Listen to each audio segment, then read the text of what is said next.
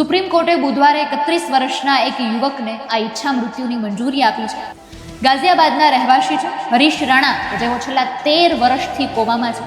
દેશમાં પહેલી વખત આવો કિસ્સો બન્યો છે કે જેમાં કોઈ વ્યક્તિને ઈચ્છા મૃત્યુની પરવાનગી આપવામાં આવી. હરીશ રાણાને પેલિએટિવ કેર એમાં દાખલ કરવામાં આવે અને જીવન સારવારને તબક્કાવાર રીતે હટાવવામાં આવે. અદાલતે જણાવ્યું કે આ પ્રક્રિયા એવી રીતે હાથ ધરાવી જોઈએ કે જેથી દર્દીની જે ગરિમા છે એ જળવાવી જોઈએ. માતા નિર્મલા રાણા અને પિતા અશોક રાણાએ આ ઈચ્છા મૃત્યુ માટે સુપ્રીમ કોર્ટમાં અપીલ કરી. એમની સારવાર માટે દિલ્હીમાં દ્વારકાનું એમનું જે ઘર છે, માતા પિતાને એ પણ વેચી નાખવું પડ્યું હતું અને હવે ગાઝિયાબાદમાં 2 રૂમમાં એક ફ્લેટમાં તેઓ રહે છે.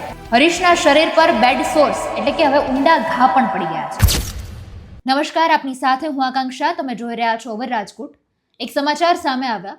પહેલી વખત એવું બન્યું કે કોઈને ઈચ્છા મૃત્યુ છે, એ ઈચ્છા મૃત્યુને પરવાનગી આપવામાં આવી. સુપ્રીમ કોર્ટે બુધવારે 31 વર્ષના એક યુવકને આ ઈચ્છા મૃત્યુની મંજૂરી આપી છે.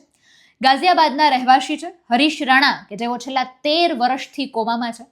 હરીશ હાલ લાઈફ સપોર્ટ સિસ્ટમ પર હતા અને દેશમાં પહેલી વખત આવો કિસ્સો બન્યો છે કે જેમાં કોઈ વ્યક્તિને ઈચ્છા મૃત્યુની પરવાનગી આપવામાં આવી હોય.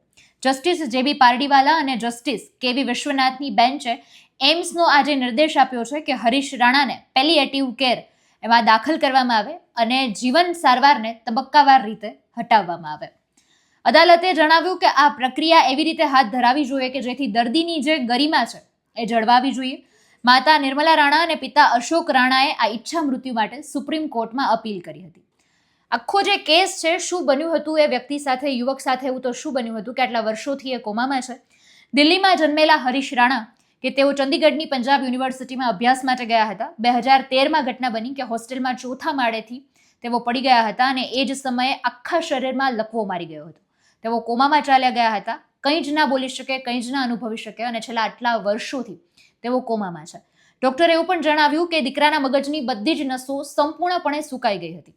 તેમની સારવાર માટે દિલ્હીમાં દ્વારકાનું એમનું જે ઘર છે, માતા પિતાને એ પણ વેચી નાખવું પડ્યું હતું અને હવે ગાઝિયાબાદમાં 2 રૂમમાં એક ફ્લેટમાં તેઓ રહે છે. અશોક રાણા તાજ કેટરિંગમાં નોકરી કરતા હતા. ત્યાંથી તેઓ નિવૃત્ત થયા ત્યારબાદ તેમને હવે દર મહિને 3600 રૂપિયાનું પેન્શન મળે છે. શનિવાર અને રવિવારે ગાઝિયાબાદમાં એક ક્રિકેટ ગ્રાઉન્ડમાં સેન્ડવિચ અને બર્ગર વેચે છે. કોઈક રીતે ઘરનો ખર્ચ, દીકરાનો હોસ્પિટલનો ખર્ચો એ ઉપાડવાનો પૂરતો પ્રયત્ન કરે છે, પણ ઘરની આર્થિક પરિસ્થિતિ એટલી નથી કે આટલો બધો દીકરાનો જે ખર્ચ છે એ ઉપાડી શકે. તેમની પાસે હવે દીકરાના સારવાર માટેના પૈસા પણ નથી અને એટલા માટે જ માતા પિતા સામેથી કોર્ટ પાસે અરજી કરી અને દીકરાના ઈચ્છા મૃત્યુ માટેની પરવાનગી માંગવામાં આવી. હરીશ રાણાની માતા, તેમનું નામ છે નિર્મલા રાણા, તેઓ પણ એ જ કહે છે કે તેઓ તેના સાજા થવાની હવે આશા ગુમાવી ચૂક્યા છે. તેમના પછી દીકરાને જોનારું હવે કોઈ જ નથી. એ માતા પિતા જો આ દુનિયાને છોડીને જતા રહેશે તો એ સાવ પથારીવશ દીકરાનું કોણ ધ્યાન રાખશે, એ માતાનો સવાલ છે. 1 મહિનાનો મેડિકલ ખર્ચ ઓછામાં ઓછો 25,000 થી 30,000 રૂપિયા છે. નિર્મલાએ પણ કહ્યું કે દીકરા સાથે જે થઈ રહ્યું છે એ ભગવાન ન કરે બીજા કોઈ સાથે થાય. એટલે પ્રશ્ન એ જ હતો કે ઘરની આર્થિક પરિસ્થિતિ સાવ તૂટી ગઈ છે. દીકરો આટલા વર્ષથી પથારીવશ છે. હવે માતા પિતા જતા રહેશે તો એ દીકરાની સાર સંભાળ કોર કરશે. એટલા માટે જ કોર્ટ પાસે આ પરવાનગી માંગવાની વાત થઈ હતી. ડોક્ટરોએ હરીશને ક્વાડ્રીડિપ્લેજિયા બીમારીથી પીડિત જાહેર કર્યો હતો અને આમાં જ દર્દી સંપૂર્ણપણે ફીડિંગ ટ્યુબ એટલે કે ખાવા પીવાની નળી ઉપર રહે છે. આની રિકવરીની કોઈ શક્યતાઓ હોતી નથી. એ ક્યારે પણ સાજો થઈ શકે એની આશા પણ ન કરી શકે, કારણ કે એનો રિકવરી રેટ જ નથી હોતો. માતા પિતાએ હરીશની ઈચ્છા મૃત્યુ ઈચ્છે છે કારણ કે લગભગ 13 વર્ષથી આ પરિસ્થિતિ છે. હરીશના શરીર પર બેડ સોર્સ એટલે કે હવે ઊંડા ઘા પણ પડી ગયા છે.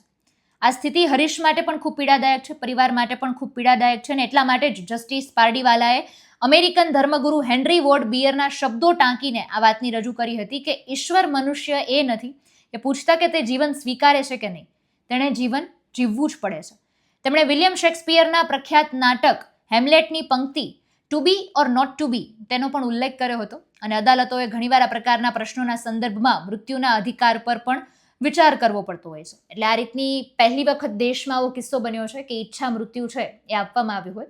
પણ એ જે માતા પિતા છે એ જ્યારે કોર્ટની પાસે અરજી લઈને ગયા હશે કે એમના દીકરાને આ મૃત્યુ આપવામાં આવે, તો એ માતા પિતાની જે પરિસ્થિતિ છે, એ મનોવ્યથા છે, એને શબ્દોમાં આપણે ન વર્ણવી શકીએ.